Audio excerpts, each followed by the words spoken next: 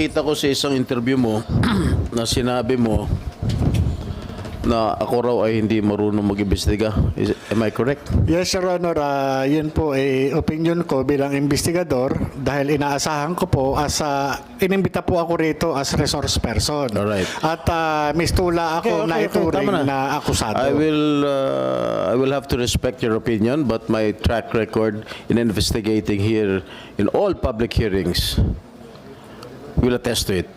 Okay? Now, the second question. Sinabi mo sa isang interview na sayang ang binabayad ng taong bayan sa akin.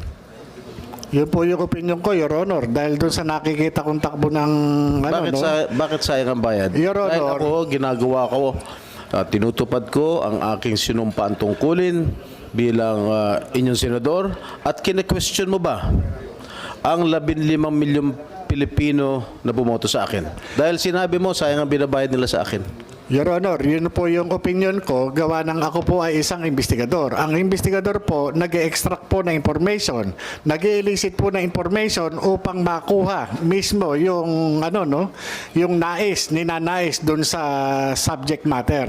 Kagaya po ng ginagawa natin ngayon. Ako po ay nagsasalita lang bilang sa aking opinion at bilang doon sa aking karanasan bilang isang investigador.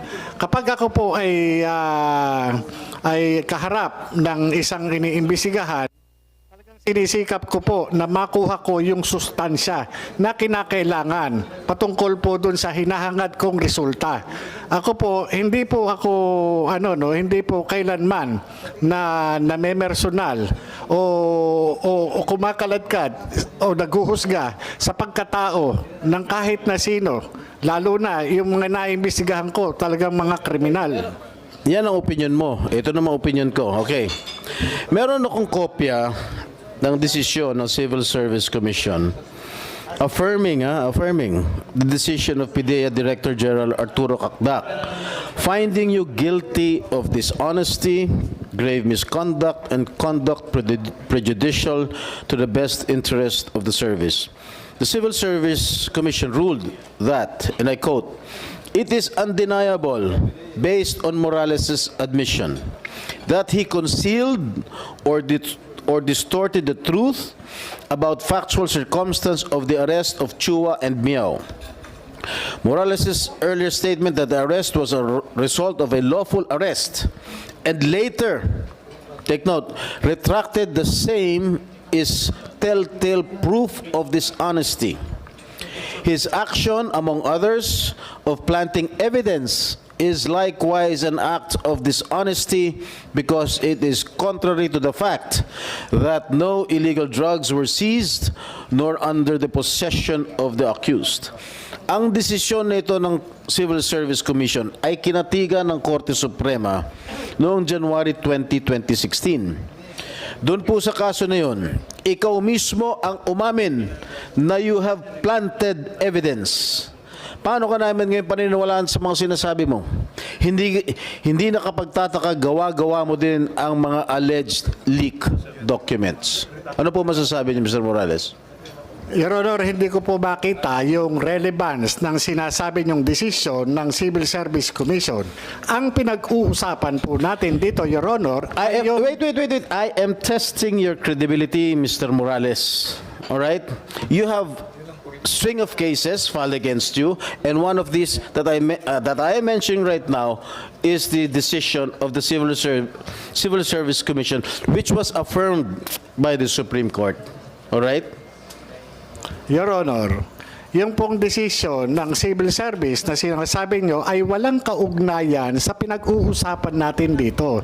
Ang pinag-uusapan po natin dito ay yung investigasyon po na ginawa ko noong 2012. Bakit ka lumilihis ako mga katanungan mo? Huwag kang lumihis. No, Your Honor, hindi po ako lumilihis. Sapagkat ang pinag-uusapan po natin... Is it true that you planted evidence? Yes, Mr. Yeah, I just would like to remind you that you address your questions and everything to this chairman para hindi kayo magkapersonalan. Yes, Please Sir Honor. address through the chairman para hindi masyado iinit yung Don't usapan evade niyo. my question, Mr. Morales. Continue. Is it true that you planted evidence? But according to the Civil Service Commission decision, and it was affirmed by the Supreme Court that you planted evidence. No, Your Honor.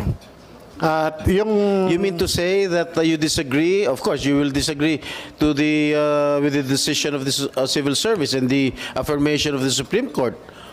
How can you disagree with the No, Your decision of the Honor, Supreme hindi Court? po yan yung istorya, Your Honor. At ito, Your Honor, yung sinasabi nyo to discredit my credibility, Your Honor. Ang pinag-uusapan dito, ang issue, Your Honor, is yung pagiging investigador ko. Hindi po ako akusado, Your Honor. Mr. Chairman. I'm not discrediting your... Wag kayo I am testing your credibility. Huwag kayo magsabay magsalita. Dapat pakinggan mo kung magsalita si Senator Jinggoy. Sa I kakasumagot. am testing your credibility. Pinapangunahan mo eh. Sinasabi mo, I am discrediting your credibility. Kung meron man. Your Honor, sa umpisa pa lang nung magmula nung dumating kayo dito sa hearing, Mr. Chairman, ito na yung naging experience ko, Your Honor, Mr. Chairman, dito sa Senate investigation.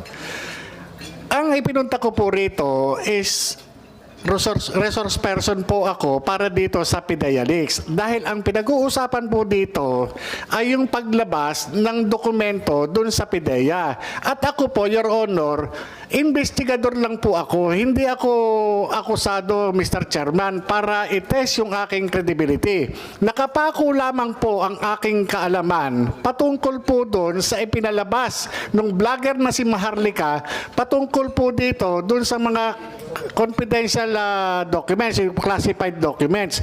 Doon lang po ako. Ngayon, kung ang butihing senador, Your Honor, ay ang gagawin sa akin ay atakihin ang aking personalidad, wala pong kinalaman ito doon sa mga classified documents na ginawa noong 2012. Ang tanging participation ko lamang po at nalalaman ay yun lamang po nangyari ng 2012 matapos na pumunta yung confidential informant sa Intelligence and Investigation Service.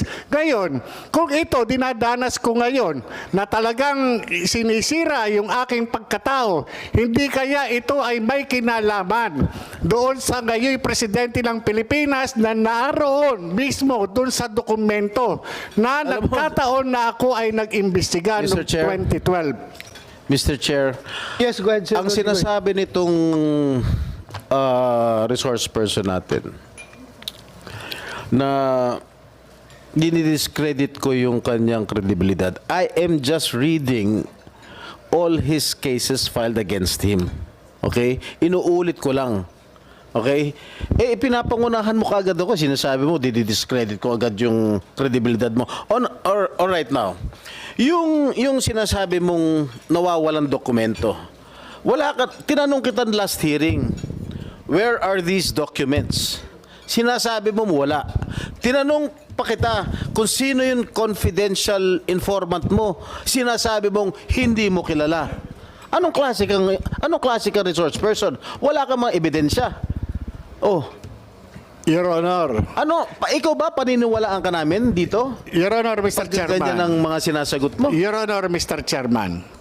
The classified documents na piniresinta po ng vlogger na si Maharlika na napasa kamay nitong committee na ito po yung personal ko na under oath po in-identify ko.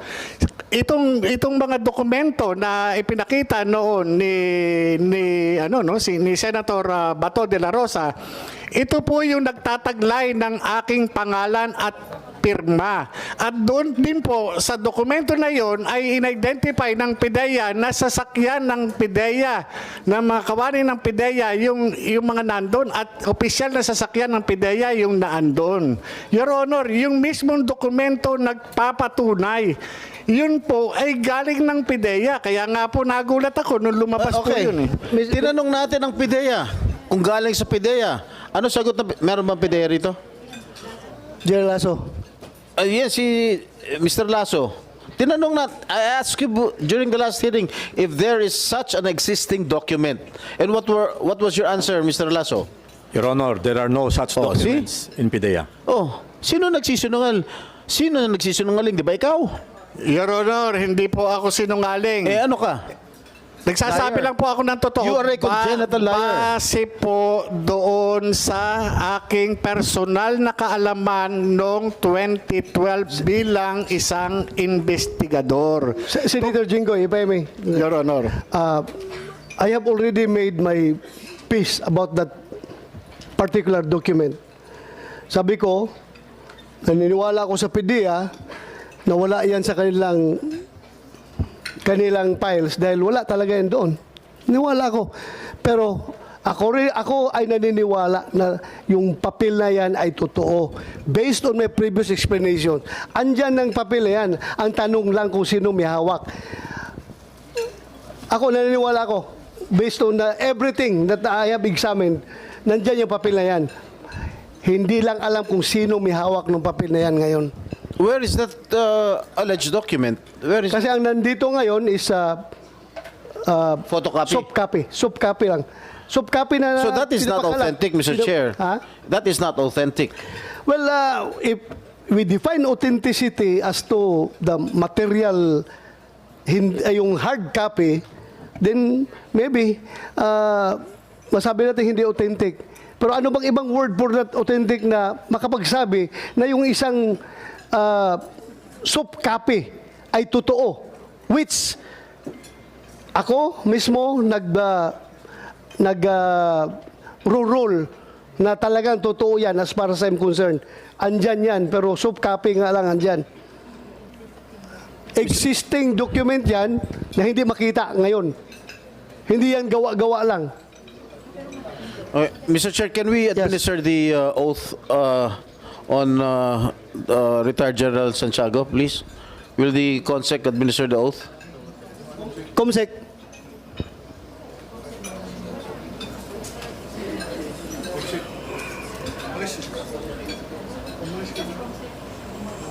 Comsec.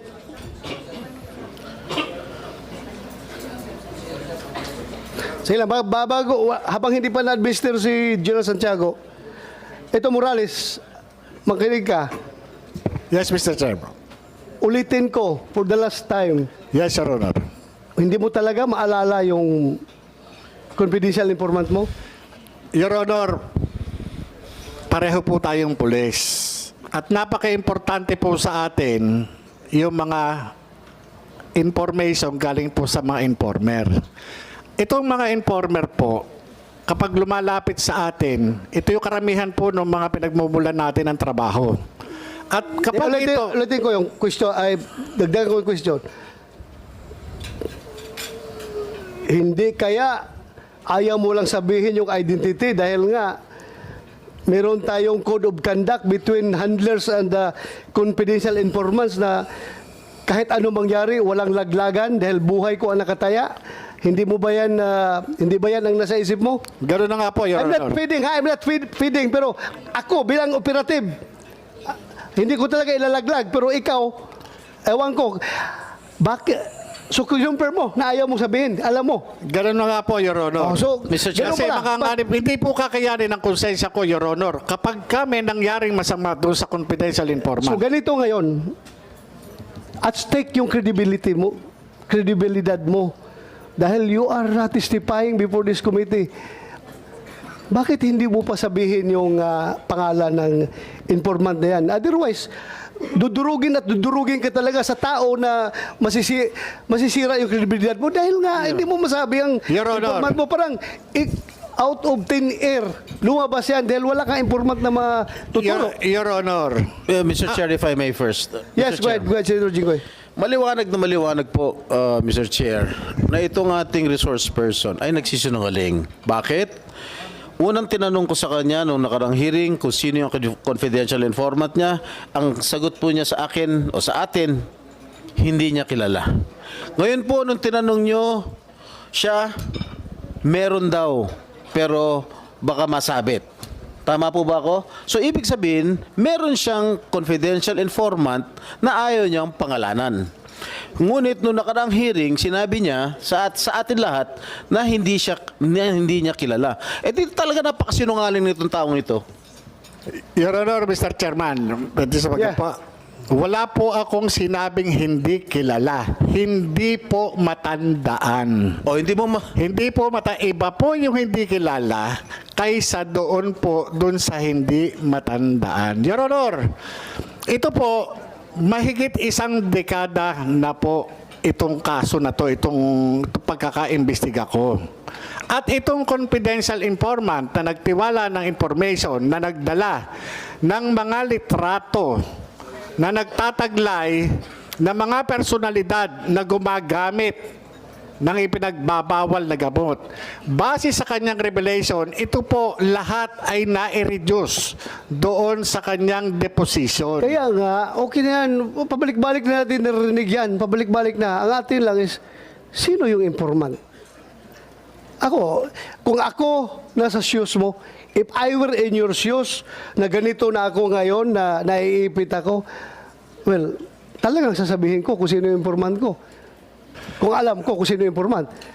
Your Honor, kung natatandaan ko man, yung pangalan niya, hindi ko pa rin po talaga ipagkakaloob dahil po hindi kakayanin ng aking konsensya kapag may mangyari sa kanya.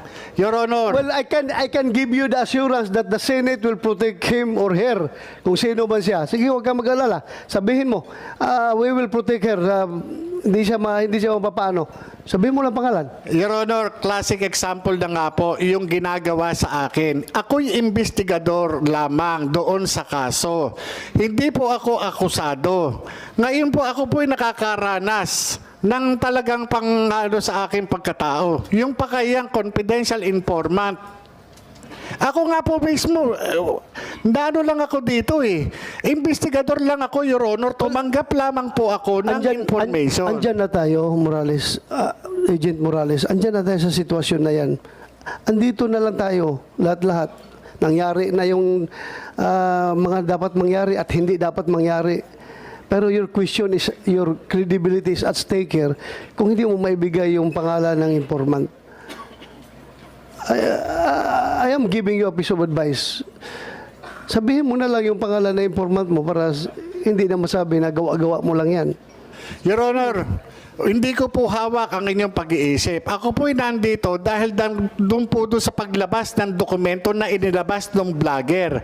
Ako po ay sumulat sa PIDEA para magkaroon ng investigasyon upang patotohanan na wala akong kinalaman sa paglabas. At sabihin sa kanila na itong dokumento na ito ay ako yung nag-imbestiga. Tungkol po dito, ako po yung nag-imbestiga. Ngayon po, patungkol po dyan sa confidential informant na yan, ay patawarin niyo po ako. Kasi po, ito po yung hindi po kakayanin ng konsensya ko kapag may mangyari doon sa confidential informant na mahigit isang dekada na po na hindi ko siya nakita. Okay, ito may nakarating sa akin information galing from other former PDEA agents. Ayaw lang niyang humarap dito sa hearing. Sabi niya, alam daw niya yan dahil sila daw nakahuli nung informant na yan. Ako, just what I received, isi-share ko lang sa'yo. Ang pangalan ng confidential informant na yan, na naglaglag dyan kay Marcel Soriano, ay yung anak-anakan daw ni Marcel Soriano na ang pangalan ay Ian. Ngayon, yung Ian na yan, patay na. Patay na. So, ang hirap nito mag-trace kung sino yung mga tao na binanggit. Dahil puro patay na yung mga nagbanggit. Yung Ian na yan ay dating trabahante doon sa... Again, alam ko, lumabas rin ito sa vlog ni Maharlika, pero direkta pumunta sa akin yung agent, yung former PDEA agent, nagsabi sa akin. Pero I'm not taking his statement hook, line, and sinker. Kaya sinare ko lang sa'yo na iyan daw yung hinahuli na naglaglag dyan sa activities sa kundo ni Marcel Soriano. That's fair information.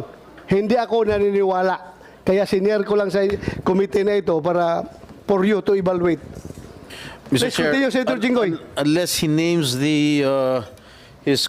unless he remembers the name of his confidential informant, In my opinion, his credibility is zero.